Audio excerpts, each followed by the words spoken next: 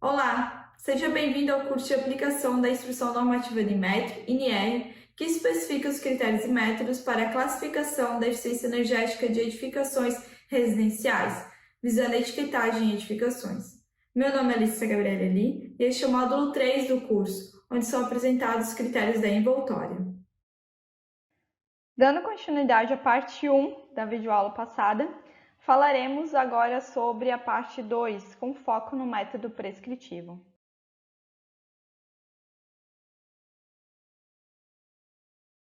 E neste caso, a gente vai falar agora sobre o método prescritivo de avaliação da eficiência energética da envoltória de edificações residenciais, que está presente no anexo A do anexo 2 da Portaria Consolidada Inmetro número 309, de 6 de setembro de 2022. Para facilitar a nossa fala, sempre que eu mencionar a NR, estarei falando da Portaria Consolidada. O do método prescritivo, ele avalia os sistemas de vedações verticais externas com relação aos valores de transmitância térmica, capacidade térmica, percentual de abertura para ventilação, percentual de elementos transparentes e área de superfície dos elementos transparentes. Esses parâmetros são avaliados com relação a critérios que indicam os valores de referência, descritos no procedimento simplificado da NBR 15575, parte 4. As coberturas também são avaliadas, mas somente com relação à sua transmitância térmica. Novamente, é adotado o procedimento de comparação com o valor de referência, seguindo a NBR 15575, parte 5. Dessa forma, nós vamos ter uma equivalência entre a NBR 15575 e a NR, que é, uma vez obtido o desempenho térmico mínimo pelo procedimento simplificado da NBR 15575, a unidade habitacional também vai ter atendido a classe C de eficiência energética da envoltória. Porém, caso algum dos requisitos não sejam atendidos, ou para obtenção da classificação mais elevada da envoltória, ela deve ser avaliada pelo método simplificado ou de simulação. O consumo anual de energia estimado para refrigeração e aquecimento pelo método prescritivo é baseado nas médias de consumo de energia elétrica por metro quadrado de cada pp e em cada zona bioclimática, relativos a uma unidade habitacional classe C de eficiência energética ou nível mínimo de desempenho térmico. Então, por exemplo, se nós tivéssemos uma unidade habitacional na zona bioclimática 3 que possua 3 ambientes de permanência prolongada, uma sala, um dormitório e uma suíte. Ela já foi avaliada pelo método prescritivo e agora queremos estimar o seu consumo de energia elétrica. O ambiente sala, como ele é composto por 3 espaços, a cozinha, a sala de jantar e a sala de estar, nós precisamos somar cada uma dessas áreas para chegar na área de piso do ambiente. Uma vez feito isso, basta multiplicar essa área pelo valor tabelado para o consumo de energia elétrica na sala, para a zona bioclimática 3, que é 21,1 kWh por metro quadrado ano. O valor obtido para essa multiplicação vai ser o consumo estimado em energia elétrica do APP. Esse mesmo cálculo é feito para os dormitórios, uma vez usando o valor tabelado de 7,6 kWh por metro quadrado ano. Vamos seguir agora um passo a passo de aplicação do método prescritivo. Para o atendimento desse método, nós vamos ter que seguir dois caminhos. Primeiro, analisando as características exigidas para sistemas de vedações verticais externas e depois as exigências para as coberturas. Se todos os critérios forem aprovados, nós teremos atendido o procedimento simplificado NBR 15575 e ao método prescritivo da NR, o que vai ser equivalente à obtenção da classe C da envoltória. Começando pelos sistemas de vedações verticais externas. O primeiro critério vai ser com relação à transmitância térmica das paredes. O critério da transmitância térmica das paredes é definido em função da zona bioclimática em que se encontra a unidade habitacional e também em função da absortância à radiação solar dessa parede. Então, se a UH estiver localizada nas zonas bioclimáticas 1 ou 2, basta que a transmitância térmica da parede seja menor ou igual a 2,7 watts por metro quadrado do Kelvin. Nas zonas bioclimáticas 3 a 8, existe uma divisão entre superfícies com absortância maior ou menor a 0,6. Para absortâncias mais baixas, a tolerância do valor da transmitância é maior, sendo admitidos valores de até 3,7.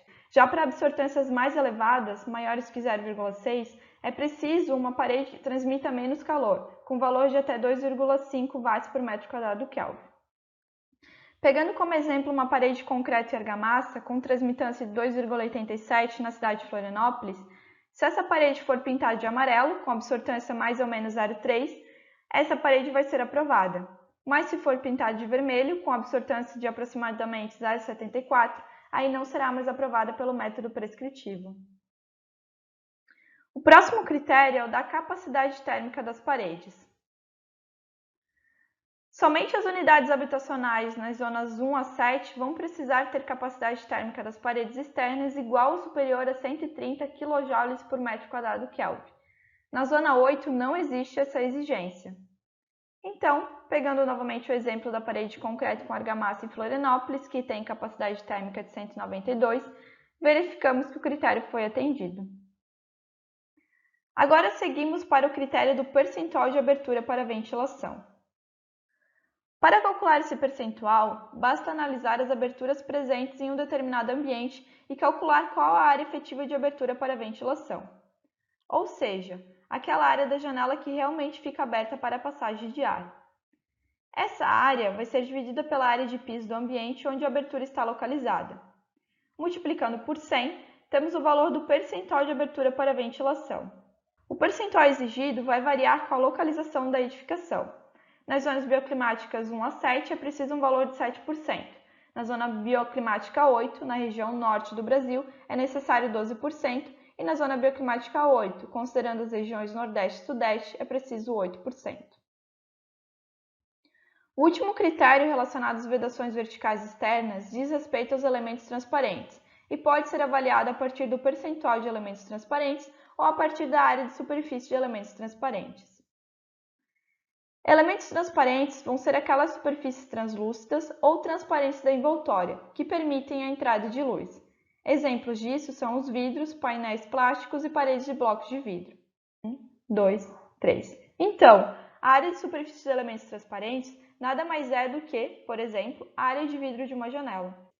No caso desse exemplo, metade da área de janela é ocupada por uma veneziana, por isso apenas a parte marcada em verde é considerada como área transparente. Quando analisar essa área transparente em relação à área de piso, temos o percentual de elementos transparentes do APP. Como critérios para elementos transparentes, temos que, em ambientes com área de piso de até 20 metros quadrados, é permitido que o percentual de elementos transparentes seja de até 20%. Já para ambientes maiores que 20 metros quadrados, os elementos transparentes ficam limitados a uma área de até 4 metros quadrados de superfície. Porém, nas UHs localizadas em cidades de latitudes inferiores a menos 15 graus, as aberturas orientadas para o sul dos APPs podem possuir percentual de elementos transparentes de até 30%, desde que o APP possua apenas esta abertura com elementos transparentes. Então, se aplicar essa condição para os APPs com área de piso superior a 20 metros quadrados, a área transparente deve ser menor ou igual a 6 metros quadrados. Caso esse critério não seja atendido, ainda é possível flexibilizar o tamanho das janelas caso seja especificado um vidro de alto desempenho, que é permitido para as zonas bioclimáticas 3 a 8, seja projetado sombreamento sobre as aberturas, também nas zonas 3 a 8, ou então se a análise for feita por outro procedimento, não o método prescritivo. Se for de interesse do projetista especificar aberturas maiores e ainda assim fazer avaliação pelo método prescritivo, é possível a aprovação por esse método se forem especificados vidros de controle solar. Esses vidros vão ser analisados em função do seu fator solar, ou então a partir do nível da etiqueta de desempenho da esquadria, determinado pela NBR 10.821, parte 4, quando estiver disponível. Então, por exemplo, se desejamos um percentual de elementos transparentes de 30% para o ambiente e uma UH localizada em Florianópolis, vai ser necessário especificar um vidro com fator solar de no máximo 0,38, ou então adquirir uma esquadria com nível D. Alternativamente, também é possível especificar percentuais mais elevados de elementos transparentes por meio da adoção de um elemento de sombreamento. Esse sombreamento vai ser descrito através de um ângulo vertical de sombreamento que, quando analisamos juntamente com a fachada de interesse e a latitude da edificação, podemos obter um novo percentual de elementos transparentes autorizado no método prescritivo. Vamos passar agora para a análise dos sistemas de cobertura, que possuem somente um critério, relativo à transmitância térmica. De forma semelhante ao que tínhamos para as paredes externas, O critério de transmitância das coberturas também vai estar em função da zona bioclimática da absortância solar. Nas zonas 1 e 2, basta que a transmitância térmica seja menor ou igual a 2,3 watts por metro quadrado Kelvin. Já nas zonas 3 a 6, o valor de transmitância vai depender se a absortância da cobertura for maior ou menor que 0,6. Por exemplo, uma cobertura em Florianópolis composta por laje maciça de 10 cm, câmara de ar e telha cerâmica vai ter uma transmitância de aproximadamente 2,5 watts por metro quadrado Kelvin.